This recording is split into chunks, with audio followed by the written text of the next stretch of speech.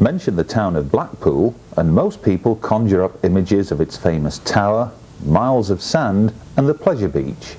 But a new attraction is in town and is already attracting a huge number of visitors from throughout the country. The Alien and UFO exhibition offers a unique combination of truth, fact and fiction, according to its creator and owner, David Boyle, who also masterminded the official Doctor Who exhibition based in Llangollen in North Wales and owns one of the biggest model railway collections in Britain. The exhibition includes a full-scale replica of the Adamski flying saucer, plus a remarkable reenactment of the 1947 Roswell incident, complete with stunning saucer and lifelike aliens. The exhibition is aimed at attracting not just the holidaymaker, but dedicated sci-fi devotees and avid UFO enthusiasts alike. They'll surely be impressed by the intricate designs and attention to detail that encompasses the two huge floors. Their construction was personally supervised by David, as some of the country's leading special effects artists and engineers spent almost 2 years crafting each model and design to match either a specific incident or eyewitness description. Typical of that attention to detail is this scene, a reenactment of the controversial alien autopsy footage released in 1995. Take a closer look at the alien model, then film the set in black and white through an out-of-focus lens, and you'll see what we mean. The many corridors contain numerous displays and posters, while specially commissioned TV monitors continuously show relevant archive footage with narration to help visitors discover more about Area 51, the Roswell incident, Earth mysteries, life on Mars, and much more. Informative, intriguing, and at times controversial, the Alien and UFO exhibition has already received glowing praise from the vast majority of visitors who have signed the visitors' book. But why spend hundreds of thousands of pounds on an Alien and UFO exhibition in the first place? Why stage it in Blackpool and not London? And why spend every waking hour for the past couple of years putting it all together? These were just some of the questions we put to the man himself. 3 reasons. The first and foremost reason, without doubt, is that the average person comes here to holidays in Blackpool. The person that spends his life greatly involved in football or watching Coronation Street, playing bingo, the type of aptitude to come to Blackpool. These are the ordinary people, the real solid backbone of all of the civilizations and all communities. And the people of that style never have the ability, or should I say the opportunity, to look and to find the evidence of what's around. You see, on the psychic side and the channeling side and the different aspects, it's all interlinked in the paranormal. There are many books, UFO magazines and tapes available. And the people that's into this now have got quite a realm of information to dig into it. Whereas the ordinary people on the street never get the opportunity, or never would even attempt to consider buying one. But to come around this exhibition here and see all of it put together in a simple ABC 1, 2, 3 way to explain how everything works, how ghosts fit into things, how life after death, reincarnation is all part of the overall picture of what we are, who we are, where we come from. And the disinformation that's been given out by some authoritative bodies has now created such a mixture with the bombardment we're all getting continuously from the TVs, the medias, the papers. I'm afraid you cannot possibly watch television for one single day without aliens, UFO, ghosts, life after death, crop circles, all of the other paranormal aspects being shown to some degree. It's as if there's a gigantic desensitization program underway. Well, to start taking away the science fiction aspect from the possibility to then look at it from a serious point of view leaves you with what we've done here. This exhibition shows it all, from one end to the other. It's all there. You can come in, you can start off with the welcome room, you can go through into the Roswell room. We've rebuilt the crash, and in the Roswell room you've got 3 stories. You've got the story as we expect it to see, the story as the information given to us by the witnesses, and then the channel stories from the actual beings that were involved in the crash via channelers and mediums. And from there you can go through UFOs, sightings, and then the most interesting parts, of course, is how it's all interlinked together to show the physical workings of the universe, how the tetrahedron pyramids, which contain the core of every single matter. You see, every single thing that exists is 4 basic things. Every subatomic particle right through is much of a muchness. It's all basically the same rebuilt, and everything contains 4 basics. And the basics are the vibration, or the energy of vibration in the core, with a north magnetic field and a south magnetic field, or a north and south pole, all neatly wrapped up with an electromagnetic field, which is the core of every subatomic particle and every part that exists. And the energy itself, or the energy of vibration, is the energy of life itself. You asked me earlier why I put this exhibition together. This exhibition is what I believe is not put together for me, it's actually done for you.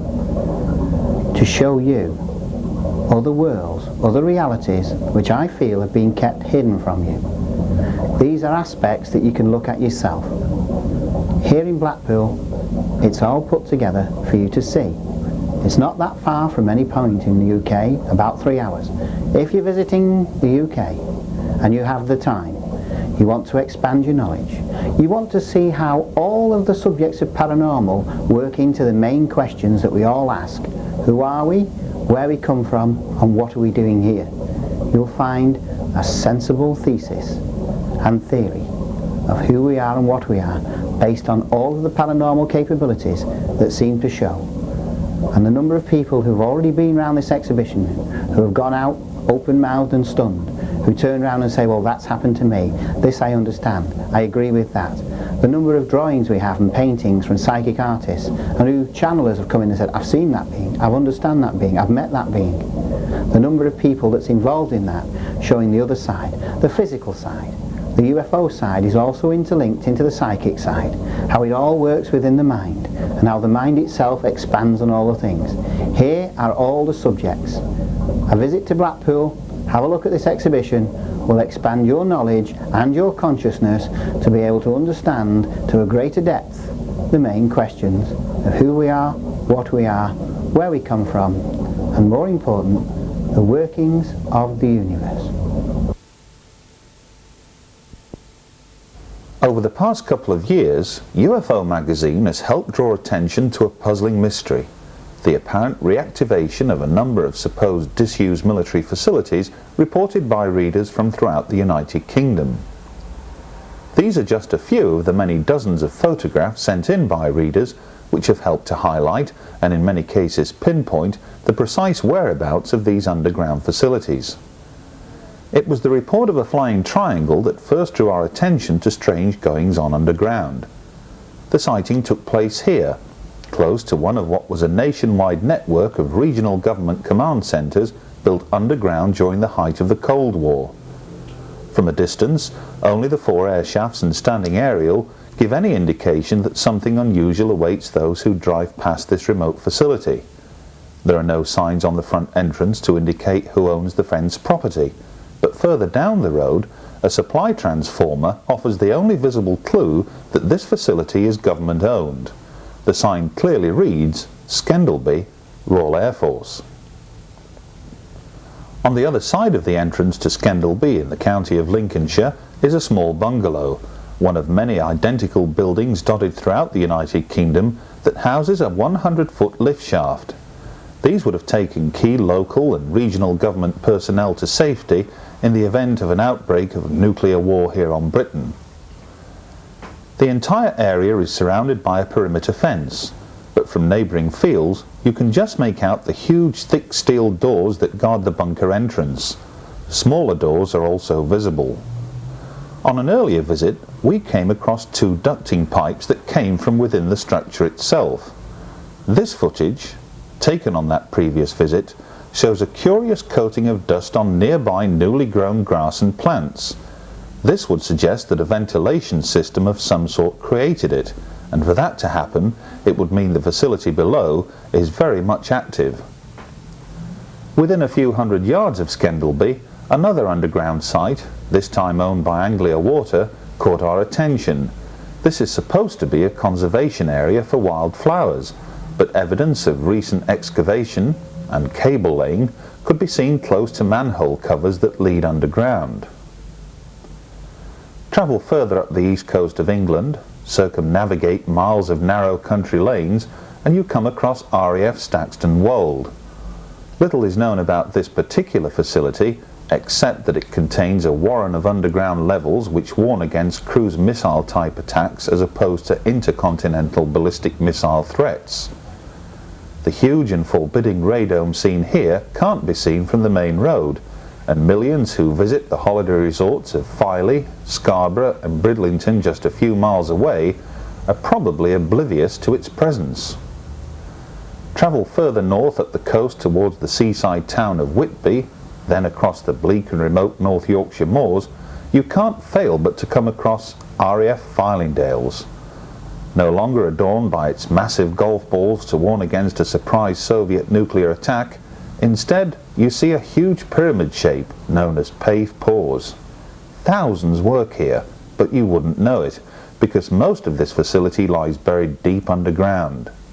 Nick Pope, who ran the MOD's UFO desk between 1991 and 1994, once spoke to a technician here who confirmed they had tracked uncorrelated targets in space travelling at speeds in excess of 100,000 miles per hour. Travel southwest from Fylingdales towards Harrogate in North Yorkshire and one comes across RAF Menwith Hill, the biggest NSA communications base outside of the United States. This, of course, is set to become part of a new infrared anti-ballistic missile warning space network, or put another way, a new form of Star Wars defense system. Once again, the key personnel who work here operate from numerous underground facilities. Security is intense, which is one of the reasons we chose to film from a relatively safe distance. The Cold War is officially over, but just take a look at the massive manner in which RAF Menwith Hill is expanding. No one really knows what takes place there, but enough evidence has surfaced over the years which suggests that it can listen in and intercept every form of communication anywhere in the world. This is another curious facility which has attracted our interest over the past 20 years. Although it carries no signs or notices which might help identify its owner or purpose, a strange nighttime incident which occurred some 15 years ago may offer a clue. This facility lies just off the main Skipton to Colne Road. Just a few hundred yards away is Carlton Moor, scene of numerous UFO incidents reported down the years. About 15 years ago, on a very foggy night, a local farmer was knocked up in the early hours by several Americans in civilian dress, who told him they were lost and needed directions to locate a radio mast in the area. They explained they were from Menwith Hill and had to carry out urgent repairs. Quite why there are so many underground facilities dotted throughout Britain can best be explained when one considers the potential nuclear threat that dominated defence thinking throughout the Cold War. To guard against overhead reconnaissance satellites, many of these must have burrowed underground. There are, of course, other underground facilities that are deemed no longer top secret, that are claimed to be disused and no longer active, but the opposite appears to be the case. We hope to provide further examples of these in future editions of UFOs Hard Evidence.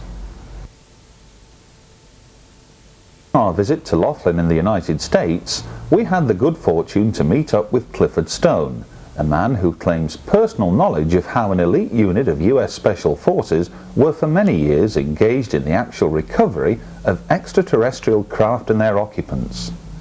Skeptics maintain that such claims are concocted by imaginative minds and should be dismissed as pure science fiction. But rarely do they make the effort to fully research such allegations by seeking out and questioning the individuals responsible for making them. Clifford, two specific areas associated with Project Moondust.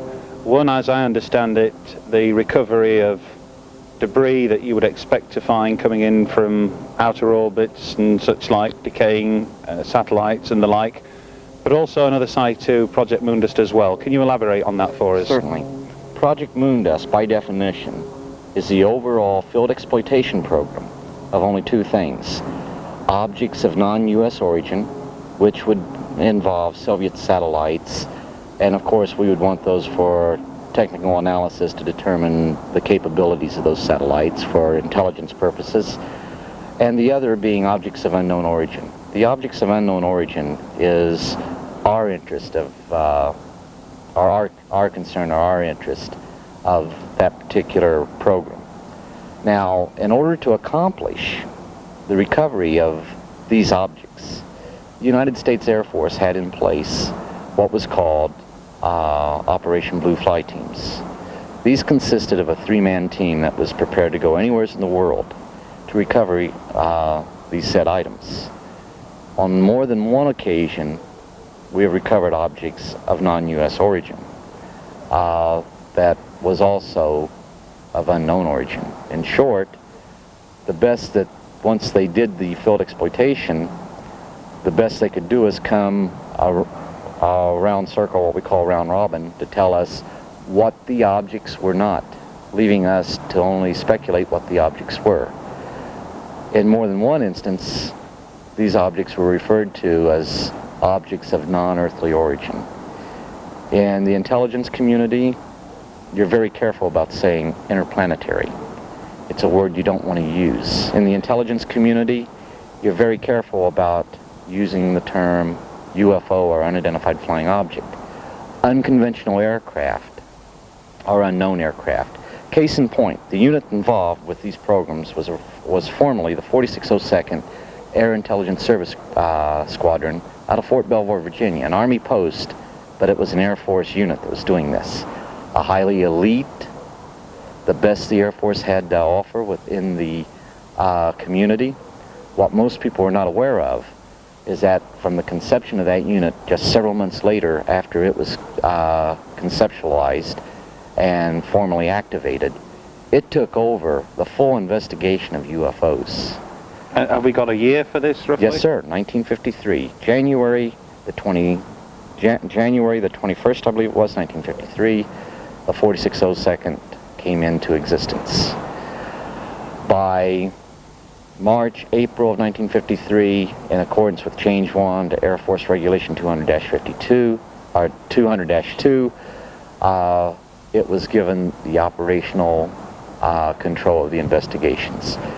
Prior to that, contrary to popular belief, Blue Book still did not have a handle on the investigations. OSI had a handle on the investigations. In conjunction with you folks during the Second World War, the British, MI6 created what was called Operation Crossbow, Dead Reckoning.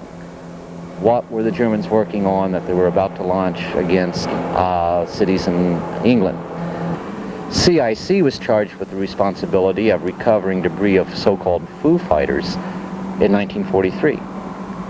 So, long before Kenneth Arnold saw his sighting in the state of Washington, near Mount Rainier, we were already underway investigating UFOs. Scandinavia, 1946. Sure.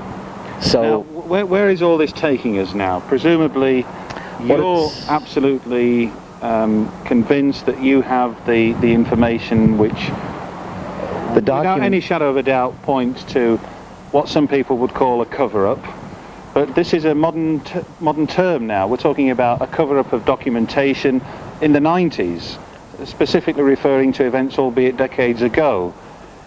How significant is that if you're going to try and convince congressional hearings and the like to take on board this whole thing? How significant are these findings? Well, the findings are quite significant because the paperwork, I could tell you some fascinating stories of while I was in the military, but it would just be another fascinating story.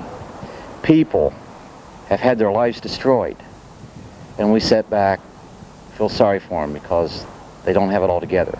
Yet these were real events, and I know they were real events. So this is never going to go ahead and break down the walls of Jericho, if you wish. But the documentation provides that there is something going on. For example, the Boyle memo makes it clear those cases, those UFO cases that could affect national security were not and were never meant to be part of the Project Blue Book system. Now, what does that tell us? That tells us that somebody knew somebody else was investigating the truly good UFO cases. We find that we have Project Sign coming on board in 1948. Actually, very late, December 30th, 1947, it's signed into law, or it's signed into operation.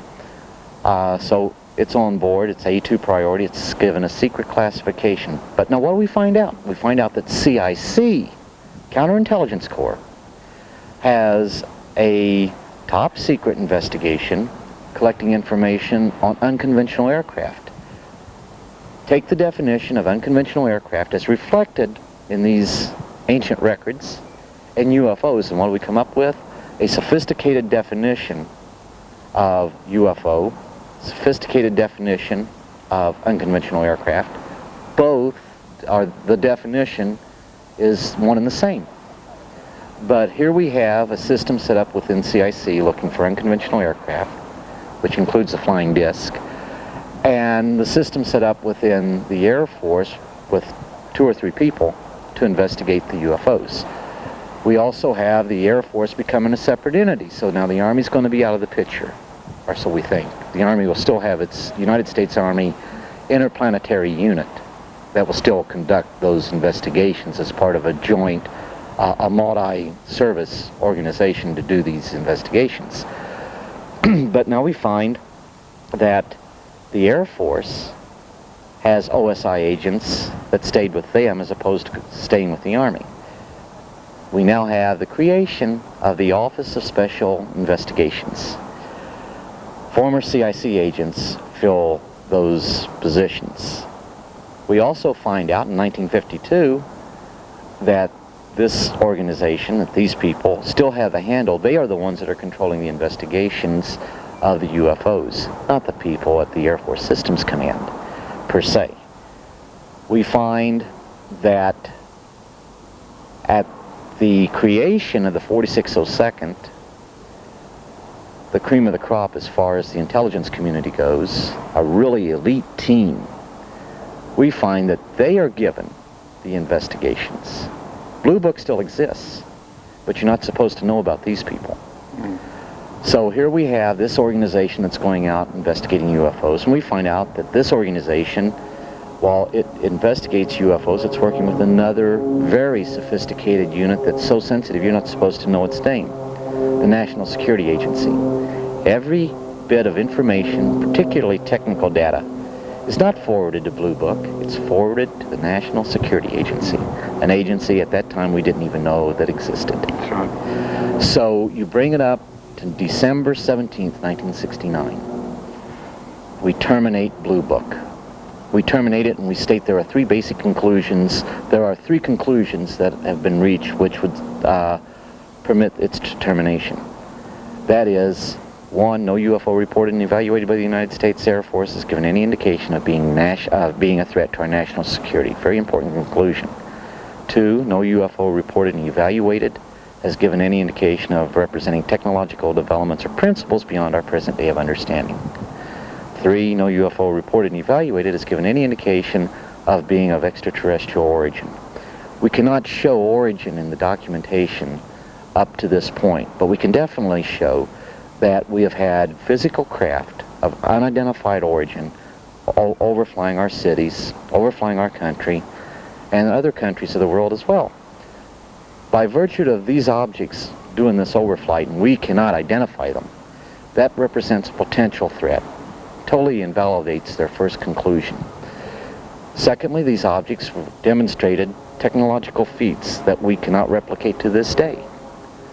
This again implies the existence of technological developments that we cannot replicate. We may understand the principles behind it. For example, we have theories in quantum mechanics. We have no idea how to make practical application of those principles. But apparently the intelligence behind the phenomena does. Then we have the Boyle memo, who says, let's do away with Blue Book, because those cases that could affect national security were never meant to be, nor are they, part of the Project Blue Book system. Here at UFO Magazine, we're fortunate enough to get quite a lot of videotape footage sent into the office. Most of it, of course, recorded on something similar to this. Getting on in years a little bit now, but typical Sanyo 8mm camcorder. Lots of them about, If you've not got a camcorder, or quite a good way to start into the hobby if you like, you can probably pick one of these up for a couple of £100. Get to know the machine. If you're going out filming things on a night, lights in the sky, hopefully you're going to catch something you can call a UFO on your footage. But one or two little things to remember just before you do. Somewhere on the camera, auto manual focus. Manual focus all the time. Be accustomed to the camera. Get a feel for the focus ring. They do all vary a little bit, but basically the same idea goes through model to model. You get used to it, feel the focus, so the slightest movement will make a big difference on a very dull lit night scene. Also get used to this little thing.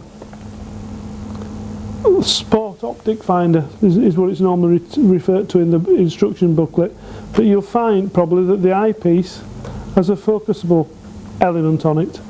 Now that means if you wear specs like me, you can get good resolution in the viewfinder, then start worrying about the focus on the front of the camera.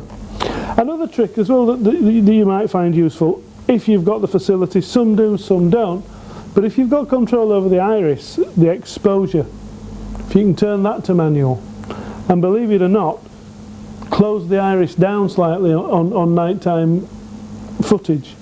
Try this for once if you like, just point at the moon if you get a nice moonlit sky, and the autofocus and the auto iris on the camera will show you the big white bright disc in the sky, but you won't see any detail. Now if you can get hold of the manual iris or manual exposure control and just turn that down a couple of notches, all of a sudden you'll see that the resolution and the detail on the moon's surface comes into view. And it's just simply the camera is trying to compensate for very bright against very dark, and vice versa, very dark against very bright. And automatic systems are really a problem, especially for nighttime footage. Enough on that though. Let's hope you go out there in the next few months and come up with a piece of footage. We get all sorts sent to us, and this is very typical.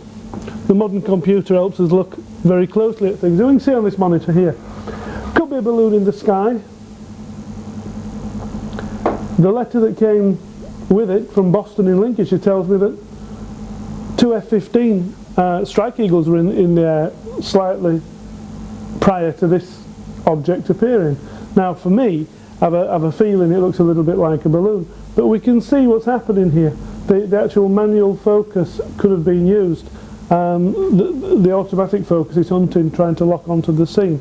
But with the help of the computer we've managed to zoom into a few frames, and this is what we pick out.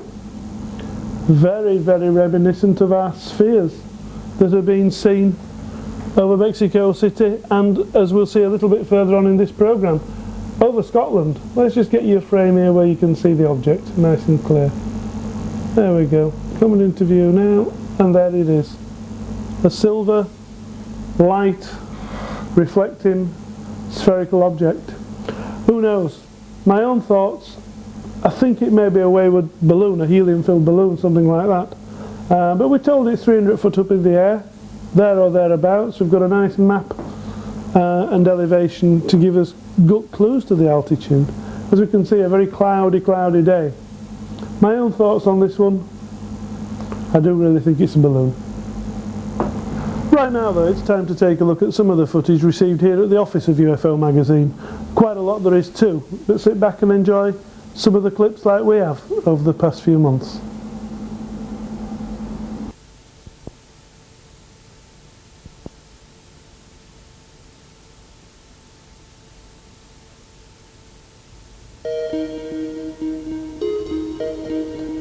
Among the images that have been sent to Russell over the past few years are the following sequences.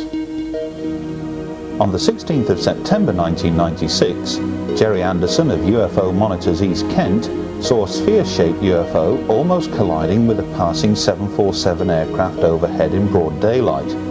He later managed to film the object as it travelled slowly through the vapour trail left by other commercial jets at Windshaw near Canterbury.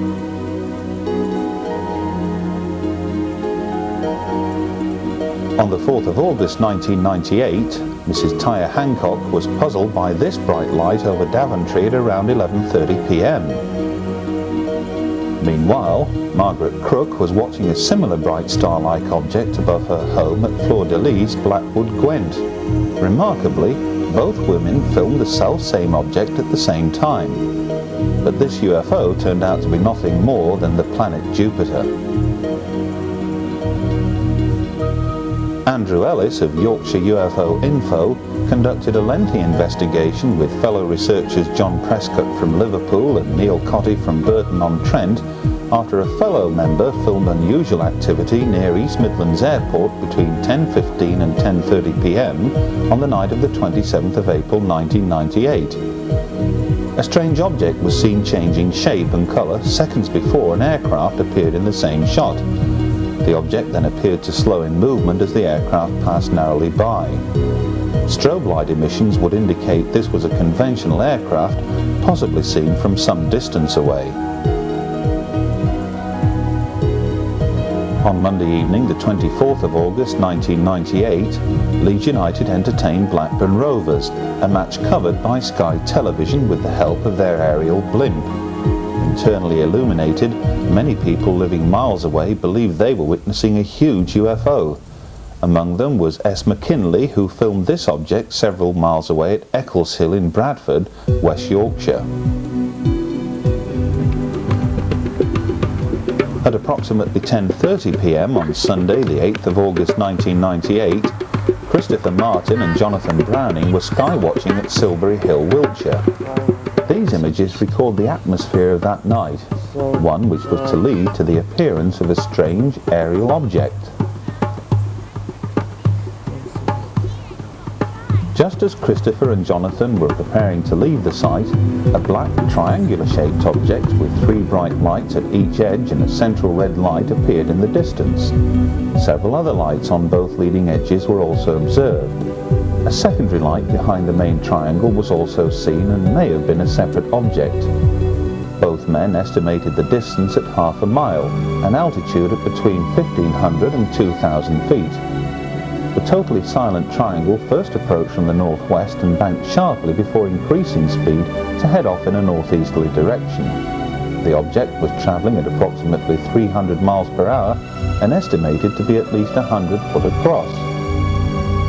At around 10:15 p.m. on Saturday, the 22nd of August 1998, and at the same location, Christopher Martin and his daughter Sophie observed a black delta-shaped object with 3 bright lights at each edge and a central red light that flashed intermittently.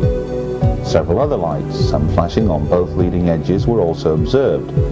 Once again, a secondary light behind the main triangle was seen together with a brief flash from a leading light. During the 60-second sighting, a rumble noise was heard against a cloudless, clear night sky. Although the light formation is unusual, the odds are that these were attached to a helicopter, possibly of military origin. This remarkable sequence of daylight footage of a UFO over London was captured by teenager Brian Jessup on the 8th of December 1997. He had targeted a passing airliner when a delta-shaped object suddenly appeared above the rim of the cloud. The mystery craft then banked sharply before disappearing into the cloud itself. Here's the same sequence again. Whatever or whoever was in command of the controls of this object, they definitely didn't wish to hang around. Mr. Rod Howarth and his friend Rory, 2 very able UFO researchers from Burnley in Lancashire, were on Carlton Moor in North Yorkshire on the 17th of October 1997 when this mysterious light came into view and travelled noiselessly and slowly across the horizon.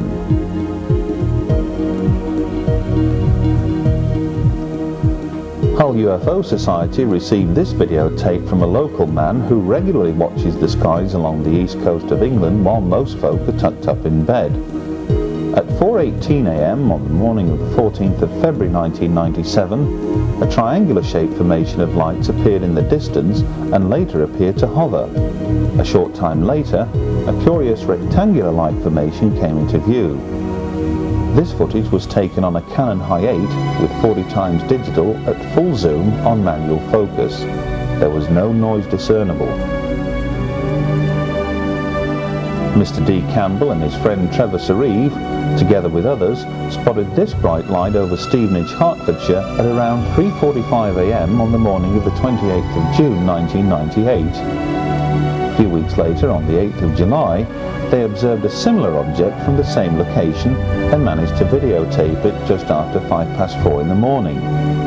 Seen through the camcorder lens and binoculars, the light gives off a myriad of colours and appeared almost barrel-shaped to observers on the ground. UFO Magazine's astronomy consultant, Andrew Pike, quickly calculated that the object seen on both dates was none other than one familiar to UFO researchers worldwide, the planet Venus. Millions of Britons holiday abroad each year, but it's rare for someone to come forward and claim they have filmed UFO activity while overseas. Stuart Wisdom from Middlesex recorded this object at 9 p.m. on the evening of the 22nd of July 1991 while staying on the holiday isle of Sola, Mallorca. The object was in full view of numerous witnesses for at least 20 minutes. The sighting prompted some interest at the time and was later officially explained away by the Spanish authorities as being nothing more than an Italian weather balloon. Peter Haddon of Deal in Kent submitted over 3 hours of alleged UFO footage which he claimed to have taken from his home throughout much of 1997. While a number of sequences left a lot to be desired, one in particular proved intriguing. Peter had positioned his camcorder in the garden on a fixed tripod and left it to record any unusual daytime aerial activity. A curious triangular-shaped object duly appeared and left behind a visible, if almost transparent, vapour trail in its wake. Watch the sequence again. Is this a trick of the light, or did Peter record something highly unusual over Kent that day?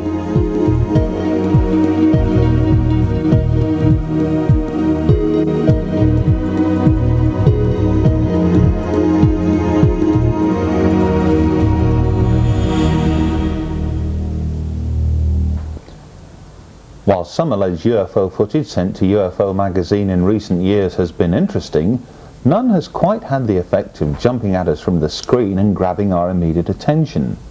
None, that is, until we received a brief 10-minute sequence of footage sent in by this man, Brian McPhee of Sterling, Scotland.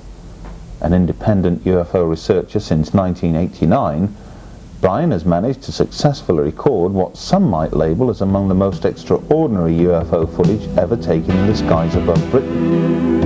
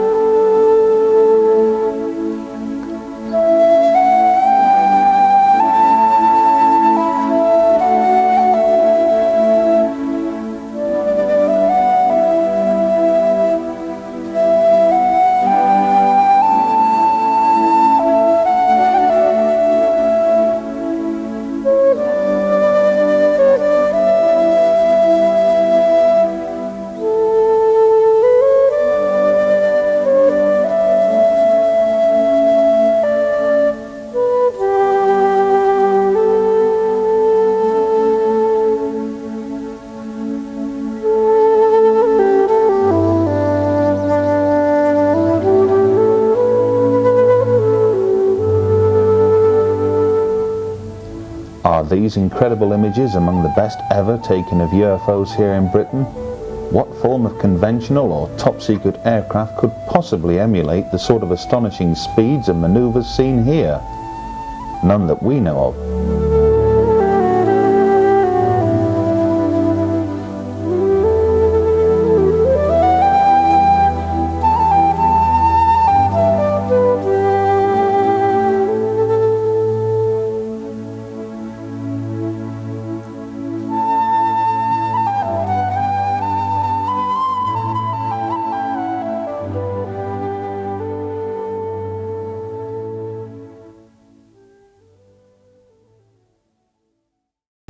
Have featured in countless television documentaries over the past couple of years, and ordinary members of the public have been afforded almost saturation coverage by other forms of media. So what do they make of it all? We took our cameras onto the streets of Leeds, Britain's third largest city, to sample public reaction. Do you think we're the only people alive in the universe today? Nope, not at all. What makes you say that? There's a vast galaxy out there and there's got to be somebody else out there looking down on us. Yeah. Yeah? What do you think about UFOs? I've never seen one, so I don't know. Whether they're there or not, I'm not sure.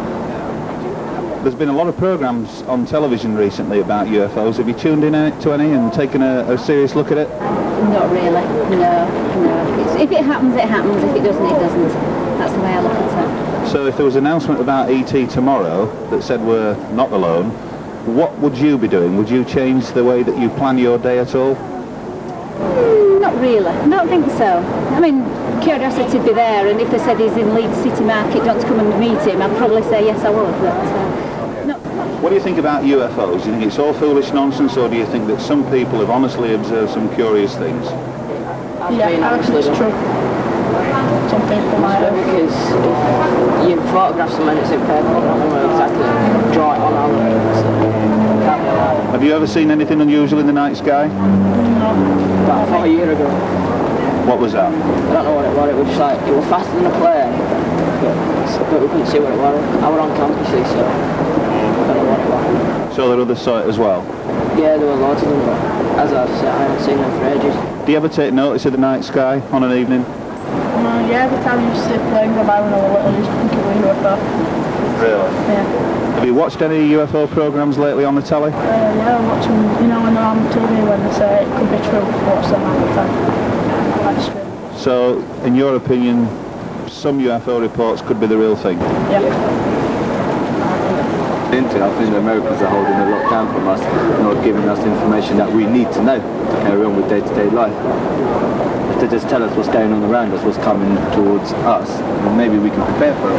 Yeah, so we do need to prepare, because I mean, we don't know what they're going to come in to do if they do come in. I mean, war, peace, whatever, we've got to be ready for something. Do you believe in UFOs? Yeah, I do. You do? Yeah. Is that because you've seen one, or is it because you've been convinced by television? I think I've been convinced by television, papers, etc. Yeah. Have you seen some of the recent programmes on UFOs? Yeah, quite a lot, documentaries and stuff. Riddle of the Skies, for instance? No, I haven't. Channel 4? No, when's that? It's been and gone, I'm afraid. But you think... Well, yeah, I think there must be something somewhere. Yeah. It's just too big a place to just tell us. So what do you think would be the public reaction if an announcement were made tomorrow that ET was suddenly there? Do you think the world could come to a stop, or do you think things would go on as normal? I think things are going on normal, but people have a little bit of faith in maybe they're going to bring something good. Do you believe in UFOs? I do actually, yeah. You do? And what about your family? What do you think about them? How do you feel about them? She don't know really. No. She don't think right. Have you seen recent programmes on television about Yes, UFOs? I have, yeah. What do you think to them? I think maybe some truth in it. Some say that overall I think they're interested, to be honest with you. So if somebody came to you and said that we're the only intelligent species in the entire universe, what would your answer be to that? I don't think so. The only ones alive in the universe? Yes. You do?